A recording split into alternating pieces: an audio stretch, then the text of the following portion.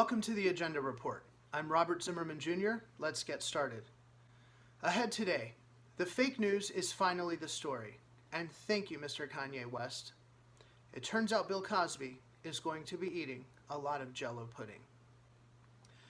The fake news has been choreographing their pity party for weeks now, and yesterday during the White House press briefing, their darling Jim Acosta delivered a magnificent performance with stunningly convincing feigned indignation and a heaping dose of accidental sarcasm as he talked over White House Press Secretary Sarah Sanders to deliver his non-questioned political statement.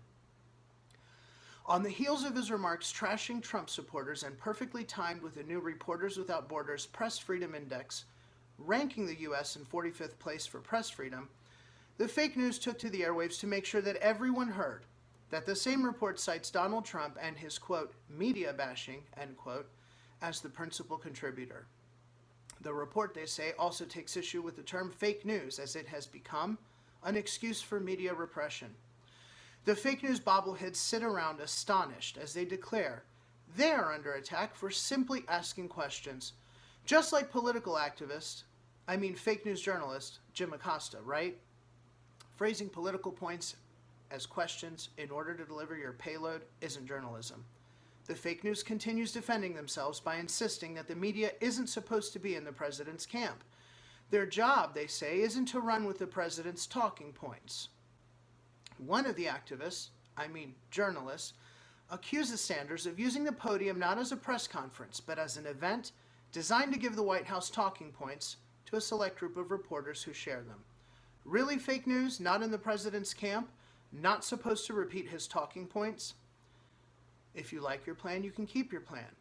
If you like your doctor, you can keep your doctor. Should I go on?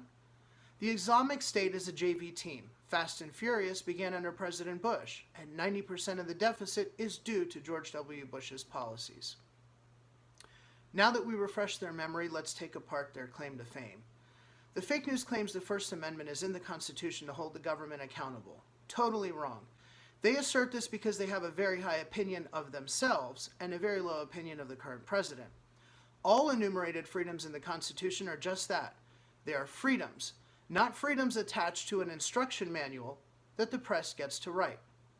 The freedom of the press exists so that the government does not interfere with the distribution of information, thoughts, and opinions.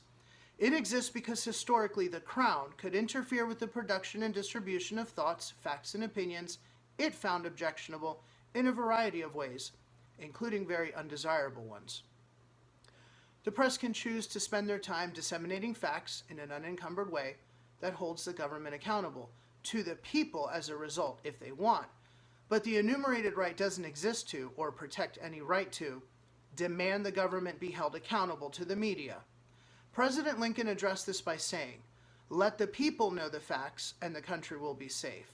He said facts and people. We the people need the facts, and we will decide what safe means. We don't need activists masquerading as journalists deciding for us. President Trump is not interfering with your access to facts. What he's not doing is genuflecting to your standards and expectations, and that's exactly why he won. The fact is, he has accomplished more in terms of advancing equality and prosperity for the American people during his short tenure than many of his predecessors by most metrics. He really hit the media where it hurts because they can't stand that pesky four-letter word that reeks of truth and describes them so perfectly. Fake. As most of you know by now, Black conservative activist Candace Owens and her interaction with Kanye West has drawn the ire of the left. They're not happy because Kanye and Candace are thinking for themselves. They are incensed, not because of the things they say, but because they encourage others to do so as well. For too long, the Democrats have held a monopoly on the black vote by feeding Americans lies. They're designed to keep blacks in line and reliably blind to reality. The fake news is wondering out loud if Kanye cares about black people.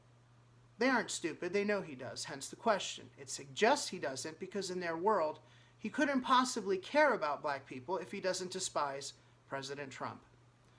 What is putting conditions on your acceptance or tolerance of a race called? How many liberals just love black people as long as they are also liberal, as long as they vote Democrat, as long as they're okay with blacks being unemployed, as long as they turn a blind eye to what's really killing black people? Isn't that called racism?